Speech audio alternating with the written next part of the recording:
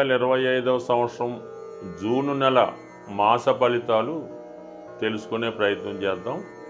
మరి ముందుగా ఈ నెల ప్రారంభంలో ఉన్నటువంటి గ్రహస్థితి పరిశీలించినప్పుడు మరి కుంభరాశి అందే రాహుగ్రహం ఫ్రెష్గా మే 18నే రావడం జరిగింది. సుమారు 1.5 సంవత్సర కాలం పాటు రాహు కుంభరాశి అందే సంచారం జరుగుతుంది. ఇక మేషరాశిలో షష్టగ్రహ కూటమి విడిపోయి సింగిల్గా శని భగవానుడు ఒక్కడే మీనరాశిలో సంచరించడం జరుగుతుంది. ఇంకా 2.5 సంవత్సరాల పాటు అదే రాశిలో అటు ఇటుగా వక్రించినప్పటికీ అదే రాశిలో సంచరించడం జరుగుతూ ఉంటుంది. మరి మేషరాశిలో శుక్రుడు, వృషభ రాశిలో రవి బుధ గ్రహాలు, మిథున రాశిలో మరి కొత్తగా మారినటువంటి మే 15 నుంచి అదే రాశిలో సంవత్సరం పాటు గురుగ్రహ సంచారం మిథున రాశిలో. ఇక కర్కాటక రాశిలో ఈ నెల ప్రారంభంలో కుజుడు జూన్ 6వ తారీఖు వరకు సంచరిస్తూ జూన్ 6 తర్వాత సింహరాశిలోకి ప్రవేశించడం జరుగుతుంది. మరి చివరగా సింహరాశి అందే కేతుగ్రహ సంచారం ఇంకా సుమారు 18 నెలల పాటు అదే రాశిలో సంచరించడం జరుగుతుంది. అయితే ఈ నెల ప్రత్యేకత ఏంటంటే ఈ నెల ప్రారంభంలో గ్రహాలన్నీ రాహుకేతువుల మధ్య ఉండిపోవడం వల్ల ఒక విధమైనటువంటి గోచారరీత్యా కాలసర్పదోష ప్రభావం ఏర్పడింది.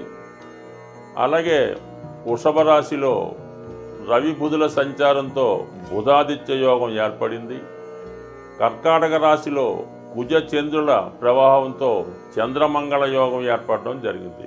ఈ 3 యోగాలు కూడా ఎంతో కొంత వివిధ రాశుల వారి మీద ఎక్కువ ప్రభావాన్ని చూపడం జరుగుతుంది. కర్కాటక రాశి వారికి 2025 సంవత్సరం జూన్ నెల ఫలితాలు పరిశీలించుదాం. ఈ నెల ప్రారంభంలోనే గ్రహాలన్నీ రాహు కేతువుల మధ్య సంచరించడం వల్ల ఒక విధమైన గోచార రీత్యా కాలసర్పదోష ప్రభావం ఏర్పడింది. అంటే ఈ ప్రభావం వల్ల కర్కాటక రాశి వారికి 2, 8 స్థానాల మీద ప్రభావం చూపడం జరుగుతుంది. ఒక వ్యక్తికి ఆర్థిక సంపద ఇచ్చే స్థానాలు ఈ 2, 8 స్థానాలు, అలాగే ధనయోగాలు కూడా ఈ స్థానాలు బట్టే ఏర్పడతాయి.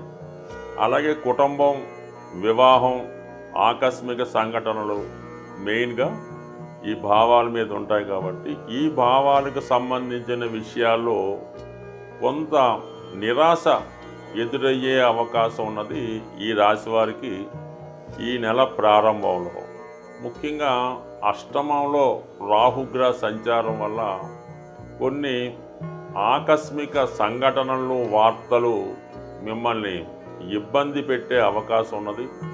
కొద్దిగా మానసిక ఆందోళనకి, భయానికి గురి చూసే అవకాశం ఉంది. అంటే ఏమి లేదు, ఊరకనే ఎప్పుడో జరిగిపోయినాయి ఇప్పుడు మళ్ళా వెలుగులోకి రావడం, దానివల్ల ఏంటంటే కొద్దిగా మళ్ళా ఏదో కేసు రీఓపెన్ చేసినట్టు కొద్దిగా ఇబ్బంది పడడం లాంటిది జరుగుతూ ఉంటుంది. అయితే దీనివల్ల వచ్చే యాక్షను, పనిష్మెంటు కూడా ఏమీ ఉండదు.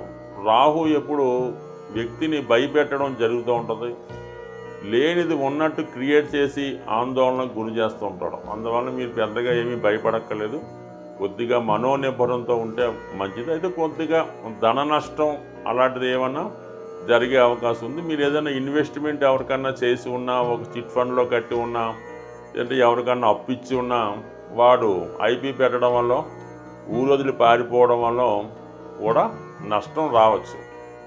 ఇక కుటుంబ స్థానంలో కూడా కొంతవరకు కొన్ని కుటుంబ సభ్యులే మీకు ఇబ్బంది పెట్టడం, మీకు వ్యతిరేకంగా ప్రచారం చేయడం, మీ యొక్క ప్రతిష్టని, పరువుని దెబ్బతీసే విధంగా ఉండే అవకాశం ఉంటుంది ఈ యోగ ప్రభావం వల్ల. అయితే రాశి అందే ఉన్నటువంటి కుజ చంద్రుల యొక్క చంద్రమంగళ యోగం ఇంచుమించుగా కుజుడు కర్కాటక రాశి అందు ఈ నెల 6వ తారీఖు వరకే ఉంటాడు. అప్పటిదాకా మీకు ఎటువంటి ఇబ్బందులు వచ్చినా కూడా ధైర్యంతో ఎదుర్కొనే శక్తి మీకు కుజగ్రహ అనుగ్రహంతో రావడం జరుగుతూ ఉంటుంది. ఈ సమయంలో ఉద్యోగపరంగా మీకు కొన్ని కొత్త అవకాశాలు రావడం జరుగుతూ ఉంటుంది. వృత్తిరీత్యా ఏదైనా కొన్నాళ్ళ పాటు వేరే ప్రాంతానికి వెళ్ళే అవసరం కూడా రావచ్చు. ఏదైనా మీలో ఉన్నటువంటి టాలెంట్కి తగిన గుర్తింపు రావడం జరుగుతూ ఉంటుంది. ఎవరైతే సినిమా ఇండస్ట్రీలో మీడియా సంబంధించిన వాటిలో ప్రయత్నాలు జరుగుతున్నాయో వారికి కంపల్సరీగా ఈ సమయంలో ఒక గొప్ప అవకాశం రావడం జరుగుతూ ఉంటుంది. అంటే మీరు ఒక చోట ఏదైనా ఒక ప్రొడక్షన్ హౌస్లోనో ఒక నిర్మాత డైరెక్టర్ దగ్గర మీ యొక్క వేషాల కోసమో ఏదన్నా టెక్నీషియన్గా ప్రయత్నం చేస్తూ ఉంటే అది వేరే వారి దగ్గర నుంచి మీకు ఆఫర్ రావడం, దాంట్లో మీరు సక్సెస్ అవ్వడం కూడా అనూహ్యంగా రావడం జరుగుతూ ఉంటుంది. సో ఇక ఫైనల్గా మనకి లాభస్థానంలో ఏర్పడినటువంటి ధనయోగం అంటే రవి ధనాధిపతిగా లాభస్థానం, బుధుడు వ్యాపార కారకుడుగా లాభస్థానం. ఈ రెండు కూడా మీరు కొత్త వ్యవహారాలు ప్రారంభించడానికి, ప్రభుత్వ పథకాలు ఏమన్నా ఉంటే మీకు అనుకూలంగా వస్తాయి. ఒకవేళ మీరు ప్రభుత్వ ఉద్యోగం రాజకీయ నాయకుడు అయితే మీకు ఏదైనా ప్రభుత్వం ద్వారా ఒక పదవో ఒక అవార్డో ఒక ప్రమోషనో మీరు ఎంతో కాలంగా దేనికైతే ప్రయత్నం చేస్తున్నారో అవి ఈ సమయంలో రావడం జరుగుతుంది. విద్యార్థులకి స్కాలర్షిప్ లాంటివి రావడం జరుగుతుంది. అలాగే ముఖ్యంగా మీ యొక్క తండ్రి గారు లేదా మీ యొక్క మామయ్య వారి సహకారం అంటే వాళ్ళు మీకు అండగా ఉంటారు. మీరు ఏ ప్రయత్నం చేసినా వెనకాల మేము ఉన్నాం, నువ్వు ప్రొసీడ్ అన్నట్టుగా మీకు లాభస్థానంలో ఉన్నటువంటి గ్రహాలు రవి తండ్రిని చెప్తూ ఉంటుంది, గురువులు చెప్తూ ఉంటుంది, బుధుడు మీ యొక్క మేనమామల్ని చెప్పడం జరుగుతూ ఉంటుంది. బట్ ఏదైనా వారి సహకారం మీకు సంపూర్ణంగా రావడం జరుగుతుంది. వ్యయంలో గురువు భాగ్యాధిపతిగా వ్యయస్థానం, పుణ్య కార్యక్రమాలకి ఎక్కువ ఆర్థిక సహకారం చేస్తారు. విద్యార్థులు ఉన్నత విద్య కొరకు చేసే ప్రయత్నాలు ఫలిస్తాయి. ఆ విద్యకి ఎక్కువగా ధనం కూడా ఖర్చు పెట్టవలసి ఉంటుంది.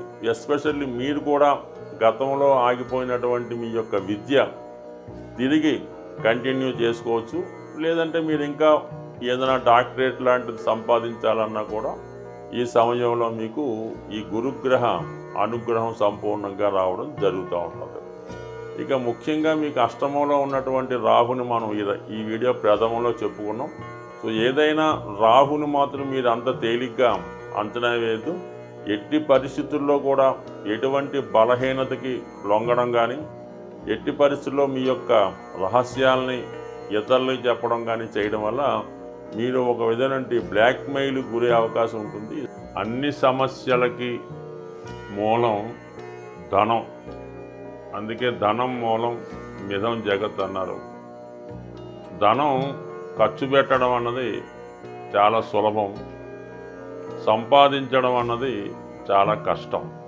అయితే ఈ ధనం సంపాదించడానికి ఒక సులువైనటువంటి మార్గాన్ని తెలియజేయడం జరుగుతూ ఉంటుంది.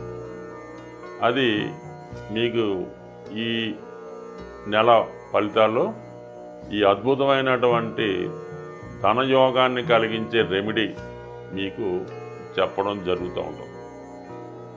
ఇది కొంతవరకు మీరు చేయవలసిందల్లా ధనానికి అధిదేవత అయినటువంటి లక్ష్మీ అమ్మవారికి ఇష్టమైనటువంటి రోజు శుక్రవారం.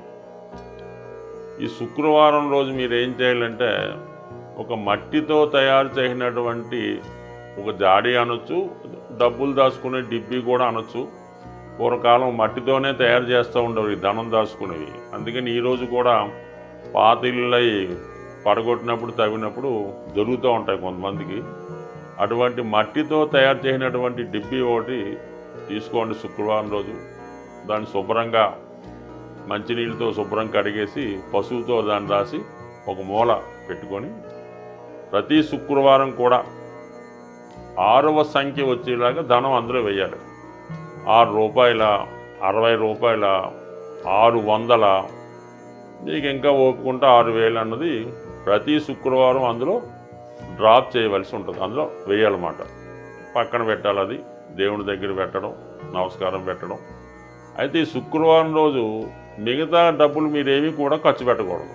ఇందులో వేసిన ₹6 మాత్రమే అందులో వేయాలి. మిగతాదంతా కూడా ఆ రోజు ఏ ఒక్క రూపాయి కూడా మీ ఇంటి నుంచి బయటికి వెళ్ళకూడదు. అలాగని ఫోన్పేలు, గూగుల్ పేలు చేయకూడదు. ఆ నియమం మీరు పాటించి ఈ శుక్రవారం మనీ వెళ్లకుండా ఉంటూ ప్రతి శుక్రవారం వీలైతే ఇంక పెంచుకుంటూ వెళ్ళిపోండి. దాని తర్వాత ఒక సంవత్సరానికో ఎంతో దాన్ని ఓపెన్ చేసి దాంతో ఏదన్నా ఈ వరలక్ష్మి వ్రతం ఎప్పుడైనా తీసుకోవచ్చు. గోల్డ్ ఏదన్నా కొని అది అమ్మవారి పూజకి ఉపయోగపడేలాగా, ఇది బంగారు పుష్పాలు, ఓ బంగారం కిరీటమో, లేదంటే బంగారంతో చేసినటువంటిది ఏదైనా ప్లేటు ప్రసాదం పెట్టడానికో గ్లాసో కొని అమ్మవారి దగ్గరే పెడతా ఉండండి. ఇలాగ మీరు చేసుకుంటూ పోతే మీరు ₹6 సేవింగ్ మొదలెడితే అది మీరు వారానికి 6 లక్షల దాకా తీసుకెళ్ళినా కూడా మీరు ఆశ్చర్యపడక్కర్లేదు, అవుతుంది. దాంతో మీరు చేయవలసిందల్లా ఈ గోల్డ్ కొని ఇది అమ్మవారికి ఏదో వస్తువు కొని పెట్టడం.